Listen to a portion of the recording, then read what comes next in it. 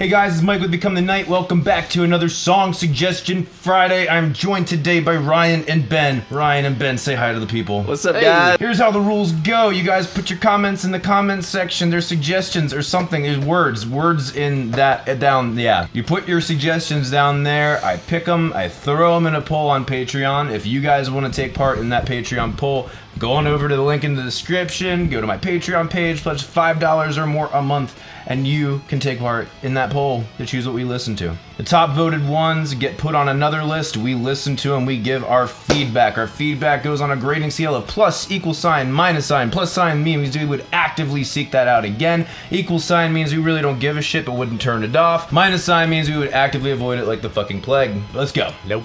Man in the Box by Alice in Chains. It's a great, simple rock riff. The melody on the guitar and the vocals is really what makes this song, really what sells it as totally badass. One of the most epic choruses I may have ever heard in my life. The solo is really cool. It's not super shredderific, but it's like exactly what it needs to be. Man in the Box is probably my favorite Alice in Chains song. It's totally kick-ass. If there ever should be such a thing as bro rock, this is how bro rock should be done for sure. Not many people in my friend circle are just huge Alice in Chains fans, as it should be.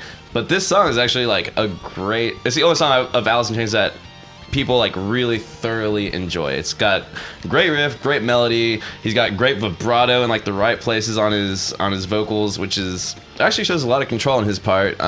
They got that really unique Alice in Chains harmonies. I think it's like probably fifth harmonies or something like that. To agree with Mike, the solo is by no means shredderific, but just really tasty wah pedals, which is overused in a lot of songs, but this song is where it definitely should be. Overall, I like this song. So whoever thought to line up that vocal, was the vocal line with the guitar? Yeah, it was. Yeah. You're right. Whoever thought to kind of syncopate those together is a genius. It is one of the catchiest things you will ever have stuck in your head. Yeah, pretty much what these guys said. Overall, it's a great song. It's catchy. It's memorable.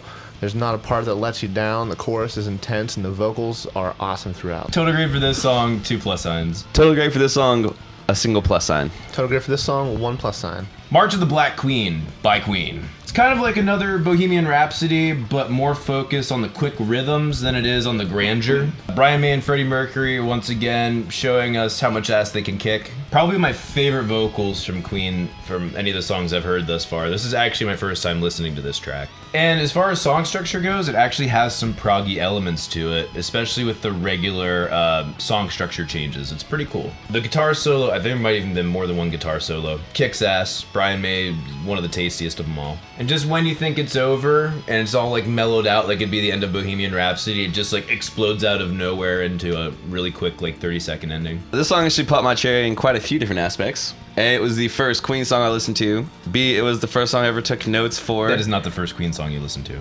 It was the first time I listened to that Queen song. Okay. You're right. I've definitely listened to Queen, and I feel ashamed that I even like messed that up. So the way that they coupled the vocals and the guitar and the intro and a lot of the interludes was really, really tasty. They coupled really well. Like the guitar was kind of doing a lead thing that complemented his vocals really well, which I mean his vocals are, one of the best in history. And the second interlude had church bells. I don't know if any of you guys noticed that, but it had church bells and it made me smile. And just kind of to go along with the epicness of the song, Queen's always got that really operatic feel there. To go along with what Mike said, the prog element, it's not really what you would think of as prog, but it doesn't really repeat like a B kind of song structure. It's always changing and always a good change. It's never like a shocking or misplaced change. They're really good about keeping just a really cool, different, steady song structure. And the end, it just cuts out at the end, right?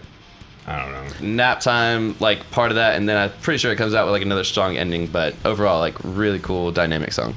So this song makes you wonder what music would be like today if Freddie Mercury were still alive. There's obviously a lot of influence taken from his writing still, but for him to have been involved with it through all that time, it would be a completely different game. This song comes in with the standard Queen grandeur, huge sounds, big vocal parts. Fuck you for that pronunciation. Sorry. I had to say that. You pretentious fuck. Pardon my French. You probably don't end sentences and prepositions either, do you? I do, but Hold on 1 second. That's a conjunction, dumbass. The vocal part that stuck out the most to me in this song is not really even a vocal part. Towards the beginning, there's just some sort of weird It sounds like a little army of tiny things marching towards you.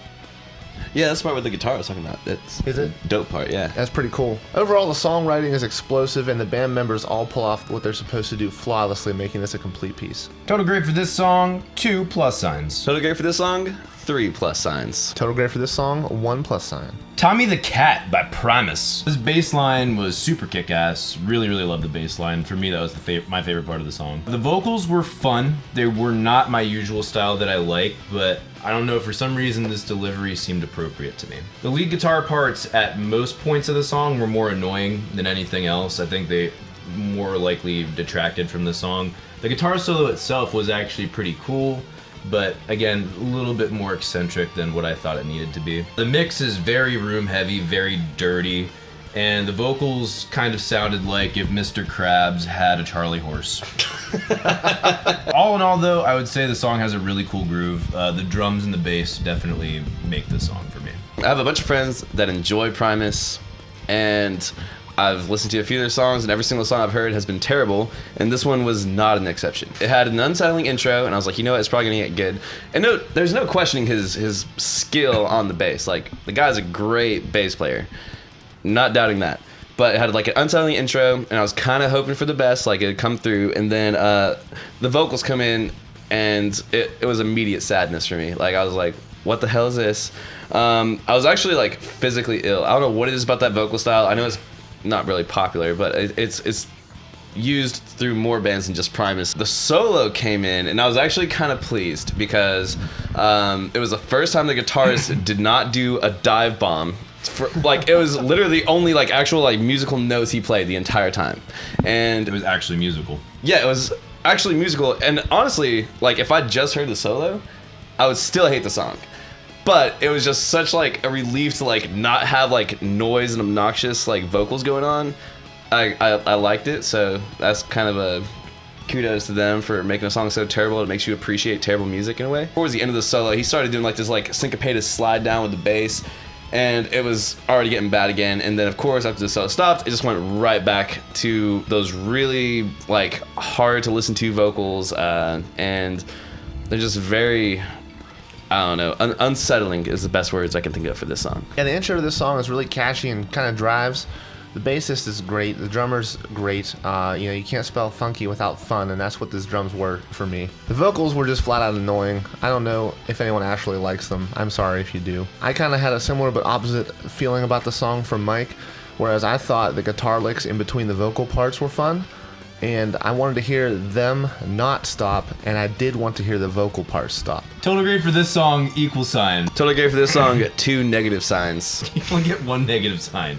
Still At 2 this negative discussion. signs. Okay. Total grade for this song, minus sign. Alestorm by Alestorm. After listening to this song, I think I understand why they're called Alestorm. It's just a kick-ass, fun song. I love the American metal sound that they have coming through on their guitar and their drums. This song has absolutely great production. The lyrics are super dumb, but I don't even care. And the guy, I'm sure that the band is aware that they're just dumb, fun lyrics. The song is just fun as hell. I think pirates are fucking stupid. And this song made me want to be a pirate. It made me want to be a pirate. I really do like the screams in this song, and there is a really good balance between the screams and the singing vocals. I actually took the notes for this song in all caps. Like, this song is high energy from the start, and like the first thing I thought of really when I heard the song was August Burns Red. One of the things that stands out to me about that band is the production quality and like the really heavy guitar sound. Just really cool, and it honestly didn't really sound that Scottish to me at the beginning. As soon as the verse was over, the chorus came in, and once the bagpipes came in, I was like, wait a second, I know this familiar cheesy sound. And then the chorus came in, is like, and this is what it's like to be a pirate, blah blah blah. Like, it was really cheesy, but I didn't stop liking it at all. In fact, I still wanted to hear more of it. If you saw the album cover for this song, once I looked at that, I was on Spotify, and once I looked at it on Spotify, I was like, this all makes sense completely. Like, the original American like metal sound compared with like this bagpipe Scottish metal sound, makes all the sense in the world. My favorite part of the song was definitely the interlude, where they have like kind of a dance beat, like upstroke on the guitar. The chorus still is terrible, but in a very charming way. I mean, the lyrics are bad, like the chord progression is very stereotypical, but for this band and this whole like vibe they got going on, it definitely worked for them. This is basically the perfect pirate response to Viking metal. The vocals are a little grinding on the ears for the first couple of seconds, but you get used to them fast, and they are perfect for this song and for what they're doing with their music. Total grade for this song, +sign. Total grade for this song, +sign. Total grade for this song, also +sign. 2112 by Rush. It's called 2112 because there are exactly 2,112 songs in this fucking song. Seriously though, you didn't need to put 6 fucking songs into one track. You could have split them up. I get it, you're supposed to be an epic, but it doesn't count as an epic if you literally stop and then start another song in the same fucking track. Rush songs like Tool, for me, after a while they start to blend together. Don't get me wrong, this is actually a really, really cool track. Just, you know, after a while I get lost and I'm like, okay, I feel like I've heard something like this before. The intro is super trippy. Alex Lifeson rocks his guitar solos like always. He knows how to play it the way I like it. He really does. I feel like that was sexual. Why was there a section in the song where he's just tuning up his guitar? I didn't get that at all. Geddy Lee's voice is baller. This is probably my favorite Geddy Lee vocals I've heard. This is totally badass. It's like a borderline scream. Like, there actually is 6 songs. Like, if you look at their 2112 album, this first song is 6 different song titles. It's like 2112 / Origin and Symmetry / Discovery / Presentation. Like, it's actually 6 different songs. The first 5 minutes of this song, honestly, I can't remember. I even put in my notes nothing memorable about this song. There's just so much, and it doesn't repeat itself. It's very hard for things to be memorable. Yeah, there was nothing really catchy or good about it. Nothing bad. It just was kind of like Rush running in my background. And keep in mind, I do really, really like Rush. And I mean, like, I was bobbing my head along the whole time. Yeah, you know, I was enjoying for it. sure. I was vibing. 5 minutes in, there was like the acoustic outro on like the first real track in this song was really cool. That's where it started catching my attention. Part 2 of this song was kind of like my equivalent of like random beatboxing with the guitar. Speaking of nothing memorable, this is probably one of my least favorite Rush pieces of music I've ever heard. Oh, hashtag shame on Ben. Yeah, Shame. like, I mean, not to say like it was bad. Not to say it was bad. The third part of this epic, it started getting a lot better. This is the sound when I think Rush. And then Oracle is when he would kind of like that sleepy intro. It was at this moment when I realized I don't like Geddy Lee's vocals when he screams. I really like Geddy Lee's vocals. I know a lot of people don't. It's a pretty popular opinion to not like his vocals. When he screams, I definitely don't like him. The solo comes in, which thank God, because this song was really starting to drag. The solo comes in, and of course it was great and it made me happy again. Really glad it was a great finale, because I was kind of getting angsty, and the whole song was getting a little chaotic for me, and it just ended on a strong note, and I was really happy about that. The spacey intro was cool. The part where the reverb was fading out actually kind of messed with my head for a second. I thought something was wrong with my radio. As I would expect when I saw the word overture, the song starts with a lot of different parts that might allude to something that's going to happen later in the song. And it never does. And it never does. It never did. Totally dashed my expectations. The vocals came in right at the point where I was ready for them. It needed to do something else. Musically, still great, but I was ready for something to happen. It seems like this is a story about somebody from the future who finds a music player with some songs on it, and then it gets taken to the leader of some space colony. I don't know. Is that close? So it's the Yeah, premise. that's so close, man. It's the Is premise it? of Yeah. the astonishing. Is basically Yeah, what it is. pretty much. My music player. It's a real line and melody in the album. Yeah. My music player. I'm gonna have to definitely look that up. All in all, you know, Geddy Lee's vocals are controversially great. I'm on the side that thinks they're great. A lot of people aren't. The song has a lot of parts. They're all cool. I can't really say too many words about it because I could either say a lot and make no sense. I could say none and not make enough sense. Just listen to it for yourself. I think you'll enjoy it. Geddy Lee's vocals summed up. And time and space have gone away. Now it is time for our suggestions. We can grade it. Plus minus equals. Oh, fucking Minus side to you, Mike. Rush 2112. Hashtag minus Mike. Rush 2112 =. Yeah, same, equal sign. It wasn't an inherently great or bad song.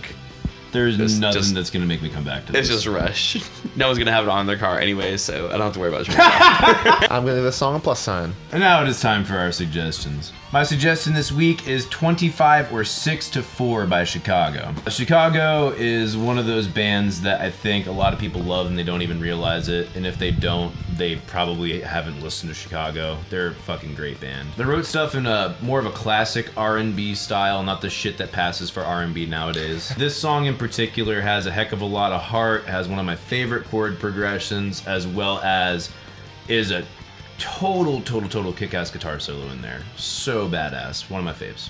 My song suggestion for you guys is Give Me One Good Reason by Tracy Chapman. I've been jamming on this song all day. I don't know how it took me so long to find this song, but it's super catchy, very bluesy. Just listen to the song. I guarantee all of you guys will love it. My suggestion for you this week is We Want Guarantees, Not Hunger Pains by Closure in Moscow. It's not a great title to try to remember or say or anything, but it is a fantastic song.